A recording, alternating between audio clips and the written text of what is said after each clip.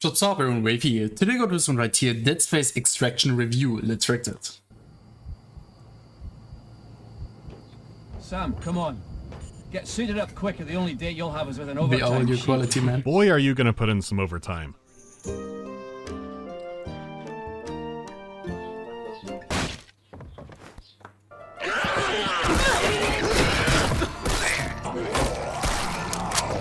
Nice intro. Like, I know a lot about Dead Space, but I've never heard about Dead Space Extraction. Like, never. This will be interesting. It's not the first time I've been late on a Dead Space Halloween video, but what can I say? Last month was busy. So with the Dead Space 1 remake on the horizon, I couldn't think of a better time to talk about the spin-off game. The non-mobile one anyhow. I was as shocked as everyone else seeing the franchise getting a reboot. EA already killed Visceral Games with their very bloody X, and key developers are working on the Callisto Protocol, which is set in the Frying Pan universe for marketing reasons. Yeah, that was not that great. Callisto Protocol was like 5. Decent.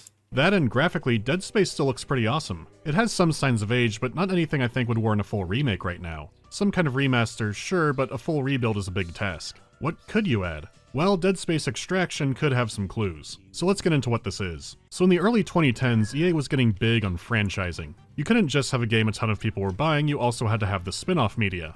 Comics, books, anime, they tried everything. If you couldn't go big, you were forcibly sent home. Did you play Mass Effect 3 and think that Big McLarge was a blatant hand-holding character for new players? Well, you're wrong, and not a true fan. Because it's explained why he asks so many common-sense questions in the anime that came out 6 months after the game. I mean, games like Halo had some great books, but they wouldn't fall into these kinds of trappings until later. Yeah, it is a really good book. Dead Space was no exception, and the reason it was shut down was because they couldn't keep up with EA's ever-growing demand. But they went hard on the spin-off game.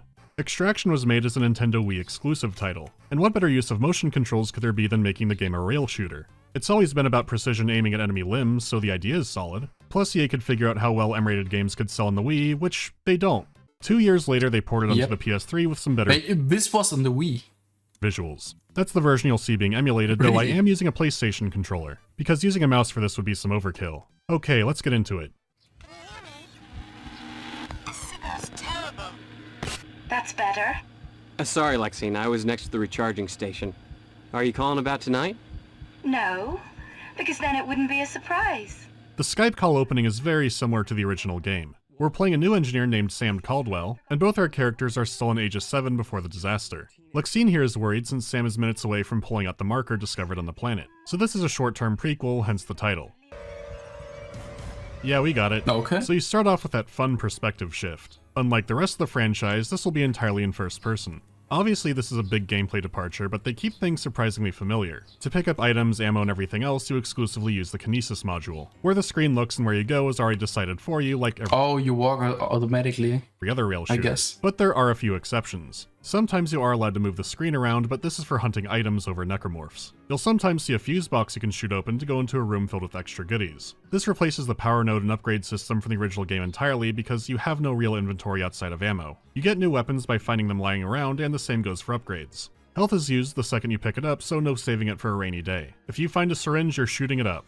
Speaking of shooting, they do a good job keeping the HUD minimal. Every reticle for each weapon is different, and it changes slightly when it's in the alt-fire mode. When it comes to moving, you occasionally have a chance to pick a path. This can lead from anything to a loot room or a bonus enemy encounter, but you'll always loop back around. I mean, by nature of being a rail shooter, of course it's more simple than Dead Space proper, but the game is great in keeping the spirit of the original. It still keeps the atmosphere and set pieces and weapons, just in a new genre. It's not the kind of spin-off game that you could easily see being in another setting with a new Spartan Strike was nice. Like, really decent. coat of paint. This is a genuine Dead Space game. I'd wager most people wouldn't think that when they hear about the rail shooter spin-off. Going back to the beginning, the tutorial makes some great use of its setting. Sammy C may be on marker babysitting duty, but there won't be necromorphs for quite a while still. So you learn the controls by actually using your tools as tools. You're so used to obliterating meat puppets with these things that you go, oh right, this is for work. Yep. It could have been easy to drop you into some rando survivor aboard the Ishimura, but they It's everything except the pulse rifle. They were made for like guards, I think. take this time to expand the world out a little more. I'd even say they pace the beginning out better than Dead Space in a few ways. The chaos isn't delayed for too long, but there are stages of it. You know, like having the marker turn on. 3, 2, 1, mark.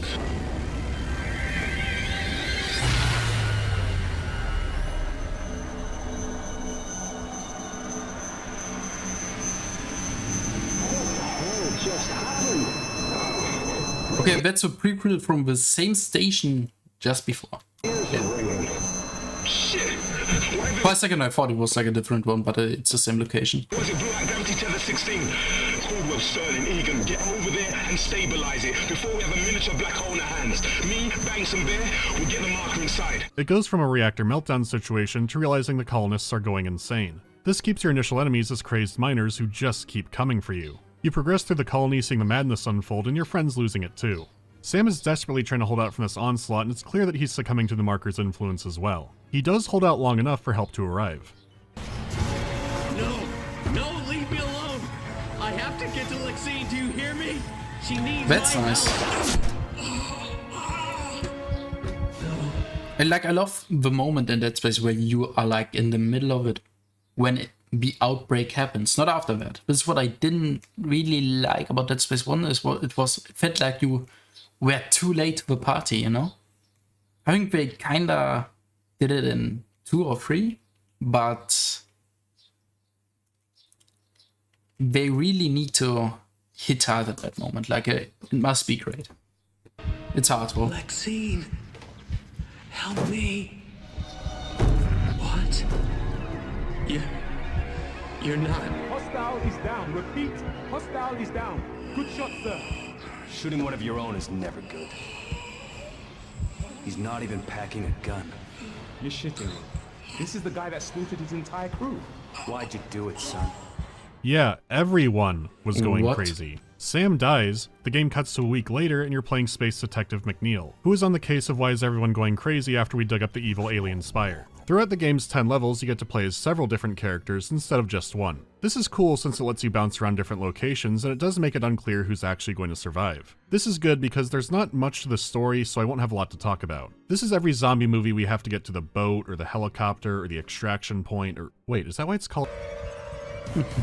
Well, I'll come back to all of that in a bit, Makes but first sense. I want to talk about the visuals. Considering it's a port of a Wii game, it's pretty decent looking. You might see shadows look not quite right in the video sometimes, but that's on the emulator. It does let me play at a higher resolution and fire doesn't kill the frame rate, so I can't complain. The actual art direction is great. You do revisit areas from the first game, which of course do look worse, but the new areas fit right in. Even with a lot less graphical power to work with, they still tried to maintain that sense of scale. There are parts where they get extra ambitious with this, like showing the whole colony going apeshit. It's vastly bigger than what you see in the original, which did add up in that game since this entire operation was highly illegal, but now it has a cyberpunk skyline that reminds me more of the Sprawl. Though to be fair, you were only shown a very small portion of it before. It seemed like they had put down bare essentials that would make the planet crack happen. Here you're shown a lot more of the mining town outside of the workplace. The colony gives its workers high-grade luxuries like a living plant sometimes, which appears to be decorative and not essential. Though knowing the CEC, they actually are, and half the colony will die Well, we when need a remake of the spin-off just for PC and console. a tree It would be does. great. Still, it's a nice contrast compared to returning to the Ishimura. Sure, some minor aspects don't fully align with the deep lore of the first game, but if you need to bend canon a bit to make a better game, then you should probably go for it. The style remains consistent on the new areas on the planet and aboard the spaceship. Don't get me wrong, there is a lot of retreading. You're essentially taking Isaac Clarke's path backwards, complete with juking the final boss early in the campaign. They do remix it with new areas and enemies and set pieces. The new enemies especially fit the part perfectly. Sometimes corpses can serve as bait for a new kind of grabber necromorph. Or you have the new flyers that like to hang out in 0G. Their visual design fits right in, and that's because they were cut enemies from the original. With the controls of Dead Nice. Space 1, fighting enemies flying above you would have been atrocious. Here they fit right in and are only kind of annoying to fight. So the game certainly looks the part, and to no surprise, the sound stacks up too. Me and Vikram are headed for the escape pods now. I'm sorry to abandon you like this, but we don't have any other choice. Bro, I hate those moments. It's disgusting.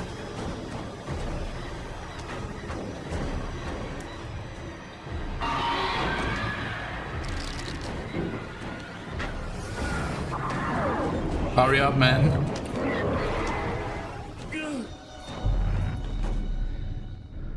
There are plenty of times when the music cuts entirely and you're just left with the sound of the environment. There are times when it actually sounds better than the original. You have the same audio director and composer back, and with a rail shooter you have infinitely more control over where the sounds will be. When they have so much control, it's more like scoring and mixing for a movie compared to how complicated regular games can get. True. However, it was still one of the most complex games the Wii had at the time when it came to layered sound.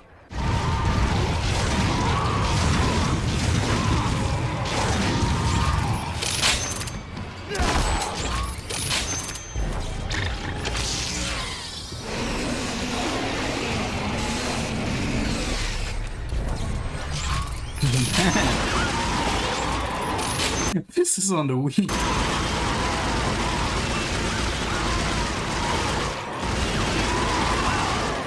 All the combat sounds are still rich with detail. The music is fitting, but it's honestly kind of hard to distinguish it from Dead Space 1, which on the surface does seem appropriate, but apparently the composer wanted to do something different. EA didn't want the score to go too far out there, so it largely remained similar. In an interview for Bloody Disgusting, he said his favorite tracks to compose were the quiet ambient ones. He liked it because sometimes players couldn't tell there was music playing until it crept in. This does explain why these atmospheric sections can be so effective. It's not always environment sounds, but it's hard to tell.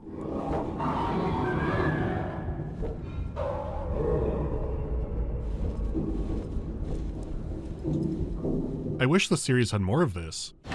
Dang. As for the gameplay, well, it's a rail shooter. If you clicked on this video, then congratulations, you can play a rail shooter. Still, there are some details worth going over.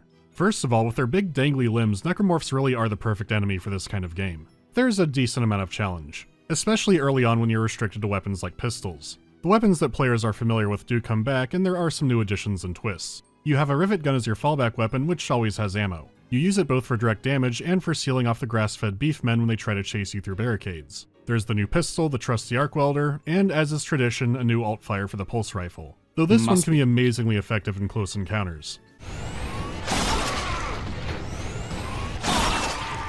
Out of everything, the real star weapon is a surprise. The flamethrower. Yeah, outside of particular scenarios, the flamethrower usually just gave you flaming necromorphs. In Extraction, it's a melting death beam. Though due to the angle, it looks more like you're whizzing out a stream of napalm. The intensity and range this thing gets to are more in line I could imagine this lagging on a Wii pretty hard. with actual flamethrowers. Due to the game's instant weapon cycling, this means you could shoot up a bad man, then switch to the flamethrower for a quick Dresden makeover, then switch right back and keep shooting if you have to. The only thing that can really bog you down is when you have to reload. But Extraction does have an active reload system. If you don't know what that is, it means when you hit a button at just the right time when reloading, it's done instantly. I'm not sure what was the first game to have this, but most people know it through I think Gears of War has this as well. Gears of War. It doesn't punish you too heavily for missing the window, you just miss the window. You're stuck for a moment, but this is surprisingly generous. There is a melee attack you can fall back on, but that's mainly for cutting down obstacles. Plus you still have stasis and kinesis combat, though sadly you can't pick up their arms anymore. On occasion you'll get these Operation Don't Touch the Sides puzzles, which are a little more stressful when you're defusing a bomb, but the strongest use of it is when they make you solve a puzzle while being in combat. It's like you're looking away from your work to fire off some shots one-handed. It's a great addition.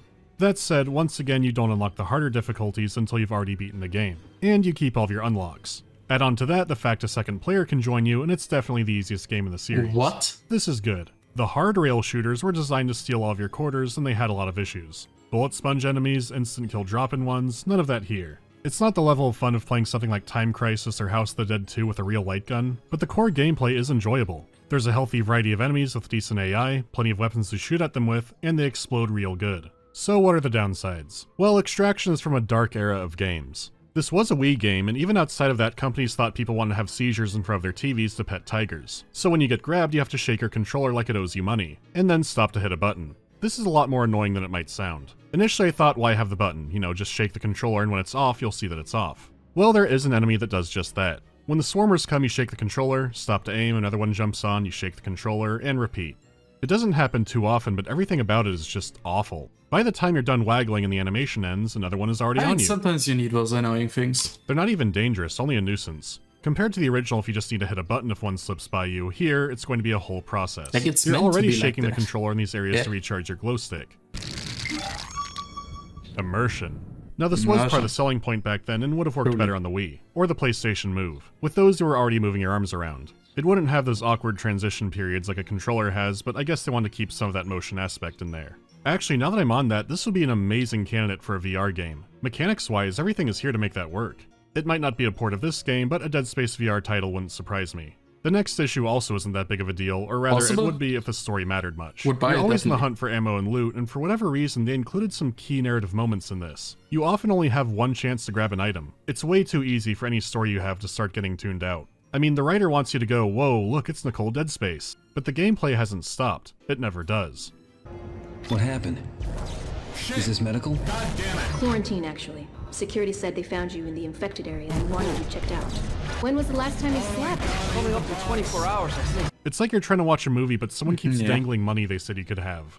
Like I said before, it's not like you're missing a whole lot. Most of the dialogue is how do we get to the next area and how do we escape. The only part that seems kind of substantial is saved till near the end of the game. Even then it's so minimal that it doesn't seem worth going over. They did follow up this story in a barely over an hour DLC for Dead Space 2 that never even came out on PC.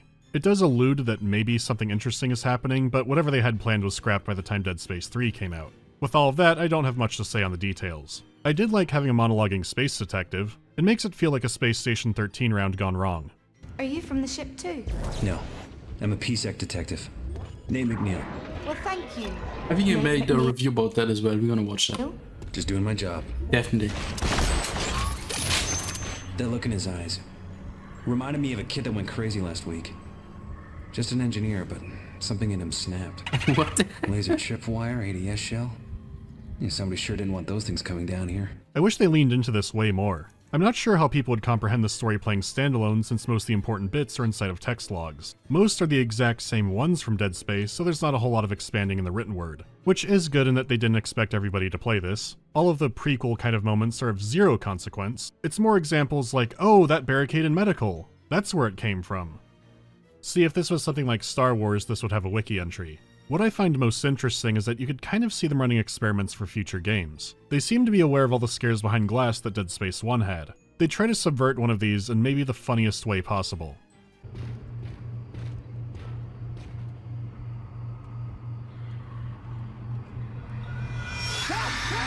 What the?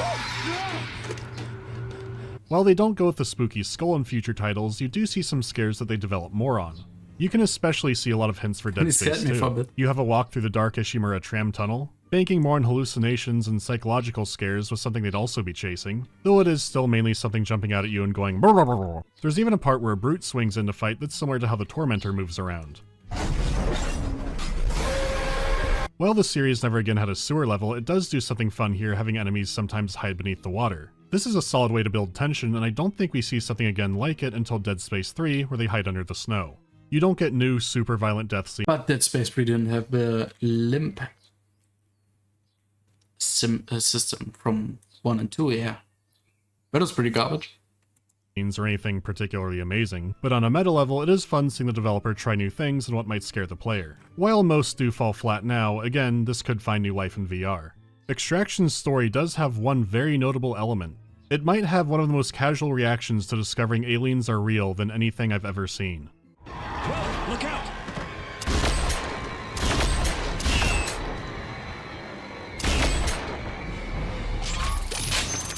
What now?